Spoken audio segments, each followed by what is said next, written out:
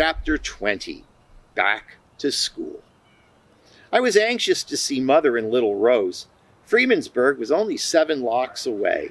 Colin and I figured we'd be there by mid-afternoon. Catasauqua disappeared behind us as we began our tow. I cleaned the breakfast dishes and brought Father a cup of coffee. "Finn," he told me as he sipped, "you've been a mighty big help on this trip. You and your brother have proven that I have the best crew on the canal." "Thank you, Father," I said. "I've had fun. I'm looking forward to the rest of the trip." "I'll bet you're also looking forward to a day in school, aren't you?" Father asked. "I am, Father. I miss my school and my friends." "Which school will you attend tomorrow?" he asked. I had 2 choices. I could stay in Shimersville or ride to the Franklin School with Jenny and her uncle. "I think I'm going to Franklin School, Father," I said. "I like the teacher there." I never told Father that sitting next to Jenny on the wagon had something to do with my decision, although he may have been able to figure that one out himself. We dropped through Lock 43 and entered Freemansburg at 2 o'clock. Everything looked the same. "Finn," Father called. "Yes, sir." "Finn, when you're done with your jobs, I have one more for you. I just paid your brother his wages for the trip, and he took off like a shooting star for Mr. Moser's shoe shop. Would you ride home and tell your mother we're here?" "Yes, sir." I never unharnessed a mule so fast. Within minutes, Conan and I were off to our hill above Shimersville. That mule didn't need me to tell him where to go. We flew across the wooden bridge and turned into our property in no time. Conan pulled up in front of the house and I jumped off. "Mother, I'm home!" I yelled. Little Rose came out the front door and put her arms around me, something she avoided before. I heard a tin pot fall in the kitchen, followed by Mother's happy voice. "Finn, I'm so glad you're home. Let me see you." Mother came outside and gave me a hug I'll never forget. "Where are your father and Colin?" she asked. "Down at the basin, Mother. Mr. Connect and his workers are coming to unload iron pigs from the Belfast Queen. Father told me to let you know we're here." I never saw a person move so fast as Mother did that moment. She whisked little Rose into her arms, and within minutes we were off to the boat basin. Mother and Father were happy to see each other and talked all the way home and for hours after supper. There was lots of news to share. I slept well that night and woke at the crack of dawn to do my chores and meet my ride to school. Jenny's uncle drove her to the Franklin School at the same time every day. If I was standing along the road when they passed, he'd stop and pick me up. I liked school. I learned wonderful things and got to play tag and hoops and marbles on the schoolyard after lunch. Sometimes, if we had enough kids, we'd go to the field next to the school and play a new game called baseball. All we needed was a yarn ball and a sturdy stick to hit it with. There were a lot of boys and girls at the school from surrounding farms. Their parents were German and they didn't speak English. In order to learn the language, our kids had to attend a public school. Mr. Nimsch, our teacher, grew up in a part of Germany called Saxony. He spoke both languages, so he was perfect for the job.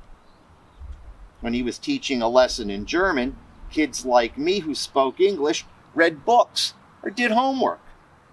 Sometimes Mr. Nimsch would ask me to go outside and bring in wood that he split in the morning, or coal if we had some.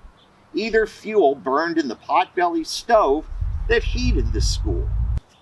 If we needed drinking water, one of the students would take a bucket to the outside pump.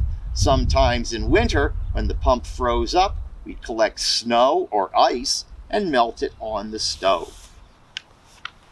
Franklin School wasn't large, just one big room, but it held all the local kids who were old enough for grades 1 through 8.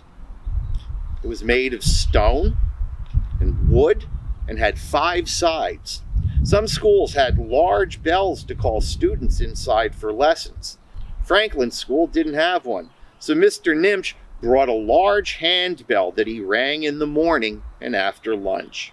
When we heard it, we knew it was time to stop playing and begin learning.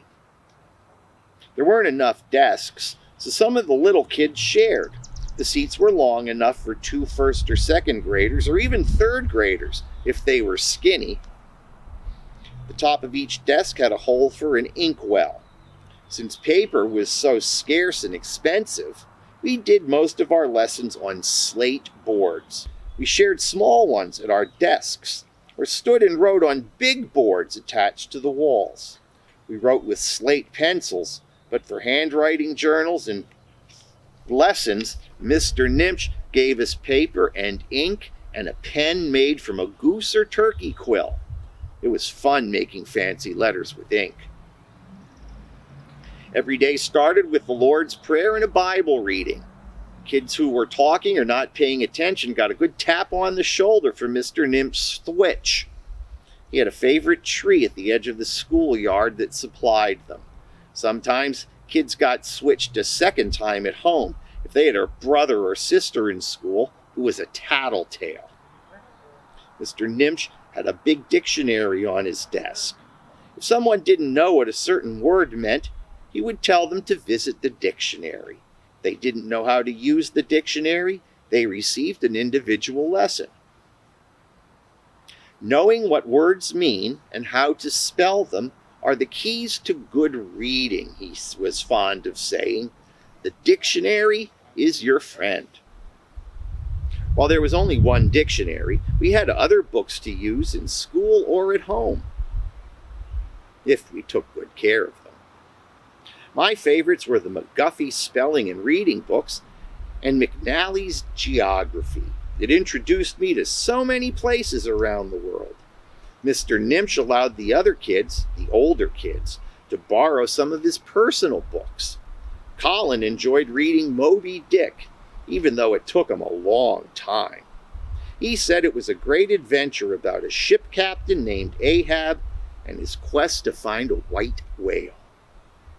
Mr. Nimch's favorite book was Arabian Nights. He liked reading it to us following afternoon recess.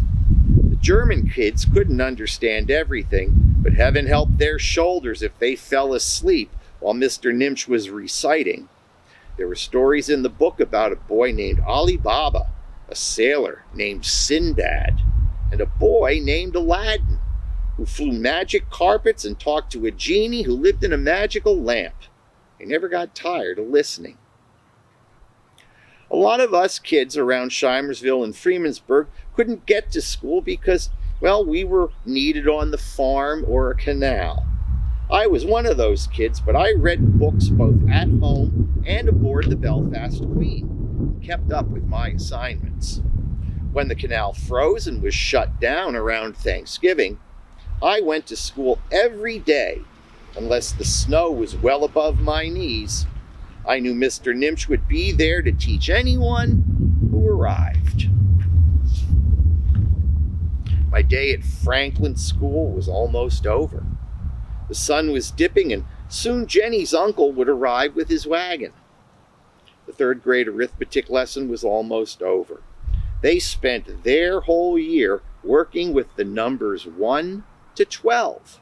They added, subtracted, divided, and multiplied those numbers in every way possible, over and over, until there was no possible way they could forget.